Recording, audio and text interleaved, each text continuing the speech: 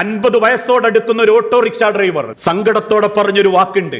രാത്രി 1:30 മണിക്ക് ഞാൻ അങ്ങനെ ഓട്ടം ഓടുന്നതിനിടയിൽ ബീച്ചിന്റെ അരികിലുള്ള ഒരു ഫുട്പാത്തിന്റെ മേലെ കയ്യിൽ സിഗരറ്റുമായി അന്യ ആണുങ്ങളുടെ കൂടെ അങ്ങനെ സംസാരിച്ചും വൃത്തികേട് പറഞ്ഞും നിൽക്കുന്ന ഒരു പെൺകുട്ടിയെ ഞാൻ കണ്ടു. ഞാൻ ആ മകളോട് എന്റെ മകളെ പോലെ കണ്ടു എന്നൊരു മനസ്സിന്റെ ആ ഒരു തിന്മ കണ്ടപ്പോ, പടച്ചോനെ തിന്മയാണല്ലോ ഈ മക്കൾ ആഘോഷിക്കുന്നത് എന്ന് കണ്ട ബേജാറിൽ ഞാൻ ആ മകളോടൊന്ന് പറഞ്ഞു, മോളെ ഇതൊക്കെ ശരിയാണോ, മോക്ക് വീട്ടിൽ പോയാ പോരെ എന്ന് ചോദിച്ചപ്പോ ആ പെൺകുട്ടി ഇതേ വാപ്പാനോട് തിരിച്ചു ചോദിച്ച ചോദ്യം നിങ്ങളിന്റെ തന്തയല്ലല്ലോ എന്നുള്ളതായിരുന്നു. അതിനുശേഷം കൂട്ടുകാർക്കിടയിൽ ഒന്ന് രസിപ്പിക്കാൻ വേണ്ടി കാക്കാന്റെ വീട്ടിൽ പോയി നോക്കൂ, നിങ്ങളെ പെണ്ണുങ്ങളൊക്കെ ഇപ്പൊ അവിടെ തന്നെ ഉണ്ടോന്നൊന്ന് അറിഞ്ഞിട്ട് പോരെ ഉപദേശിക്കൽ.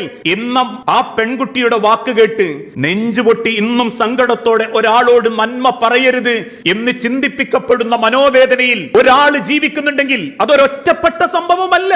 കാരണം ഇന്ന് തിന്മകളാ ആഘോഷിക്കപ്പെടുന്നത്, നന്മകൾ ആളുകൾക്ക് വേണ്ട.